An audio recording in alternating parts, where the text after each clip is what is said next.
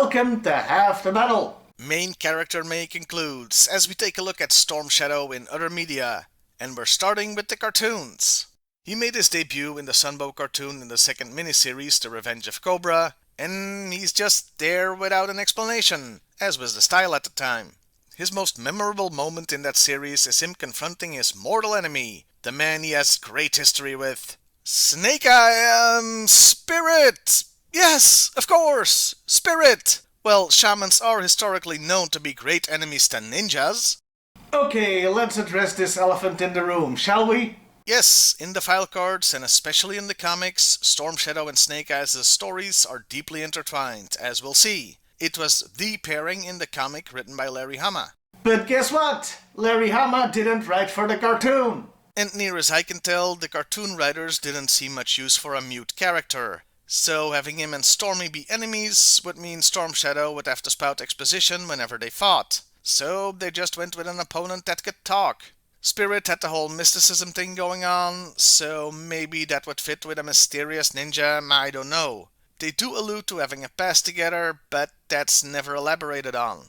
Now yes, if not Snake Eyes, there is another Joe that would have made a good opponent for Stormy. Namely Quick Kick.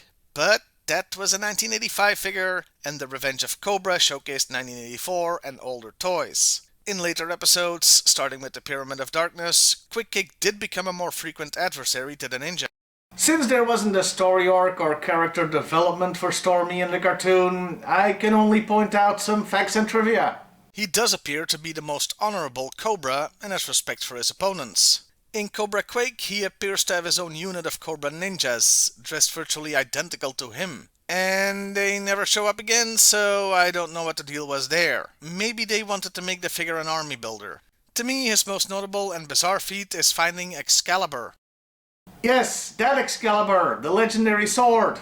Most of his appearances are in Season 1, as he barely shows up in Season 2 and only has one scene in G.I.Joe the movie. Unfortunately for him, his defection to the Joe Team action figure came out in 1988, in between the Sunbow and Deke series, so we never saw that actually happen in animation. He did show up late in the Deke series for 2 episodes, and they mentioned he used to be a Cobra, but these appearances were just to sell Ninja Force figures.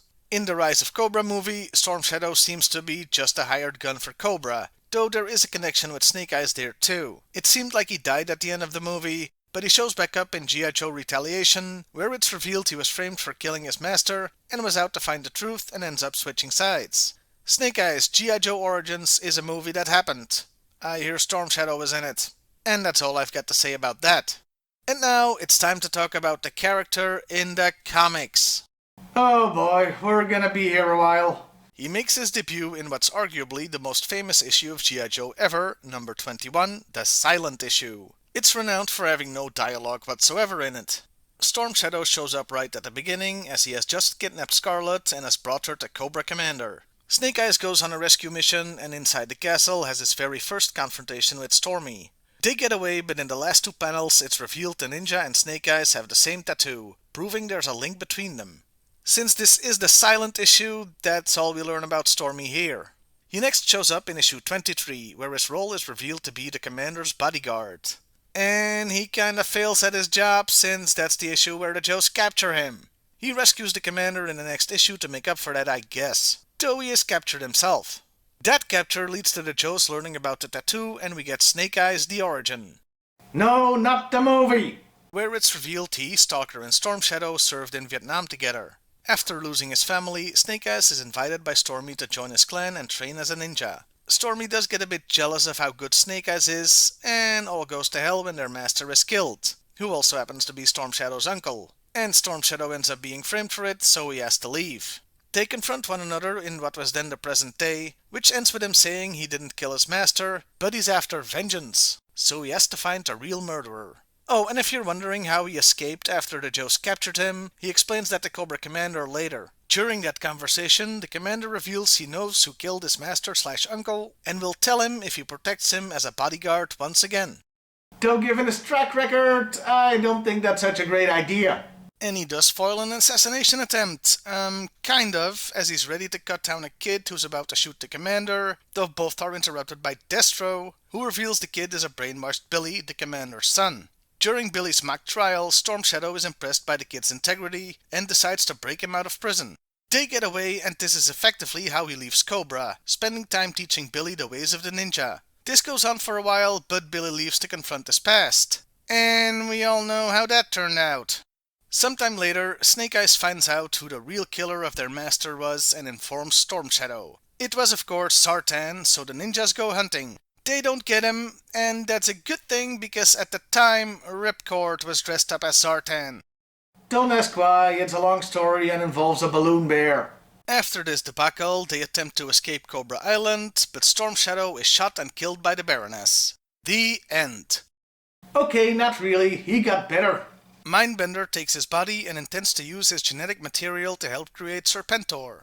In issue 50, he somehow rises from the dead. He's a bit confused as he seems to have picked up memories meant for Serpentor, but that doesn't really go anywhere.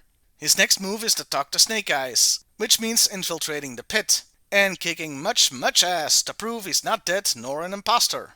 This is also the closest the comic gets to the cartoon as he fights Quick Kick for a bit. He talks to Snake Eyes, explaining he went into a deep ninja bullcrap trance sleep to survive getting shot. He does not want to live for revenge anymore and asks for help, so Snake Eyes gives him the key to his mountain cabin basement so he can, I don't know, meditate I guess? Sometime later, he's reunited with Billy and they, along with others, go on an unsanctioned mission to free 3 Joes from a Barovian labor camp. Well, and they also join the circus. They succeed ending the multi-issue Barovia arc. Coming back after an absence, Storm Shadow is part of the group to help the Joe team after they've been blamed for the Cobra Civil War debacle. That's right, Stormy missed the whole Civil War. He then shows back up in issue 84, finally wearing his version 2 outfit, even though he hasn't been with Cobra for ages. Issue 85 is the less famous silent issue where Storm Shadow and Jinx take on the Red Ninjas and Zartan to seemingly tie up the Dead Master plot when Zartan's van goes into the drink at the end. No, of course, Zartan isn't dead, but it seemed like a good ending. Later, in issue 91, it turns out the Red Ninjas are Storm Shadow's former clan members who blame him for the clan falling apart since he brought an outsider, Snake Eyes, in. And that's why they're the bad guys for the rest of the series. And that's kind of confusing because in issue 21, the silent issue that introduced Storm Shadow, the Red Ninjas were working with him.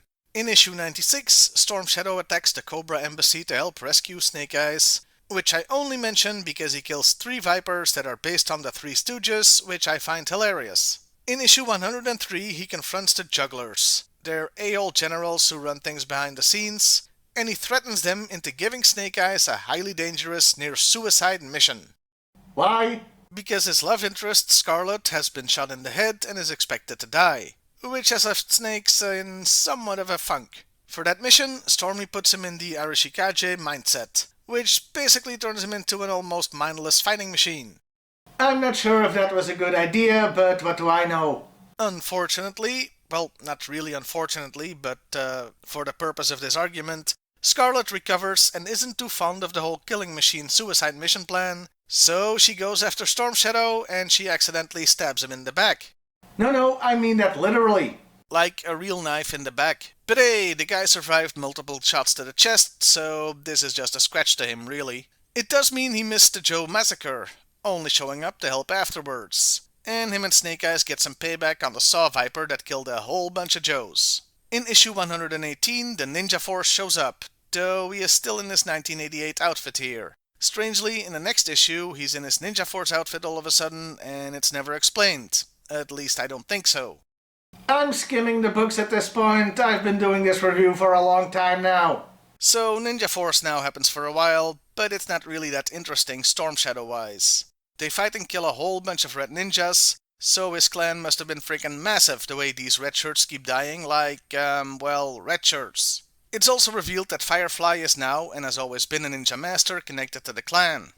Which is such bullcrap, I don't want to get into it now. We'll deal with it when I eventually review Firefly.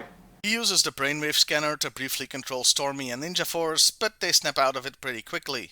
In issue 150, he is captured by Cobra Commander after he attempts to rescue the also captured Billy, and is put in the brainwave scanner once again to be turned into a loyal Cobra agent, along with the Baroness, Destro, and Zartan.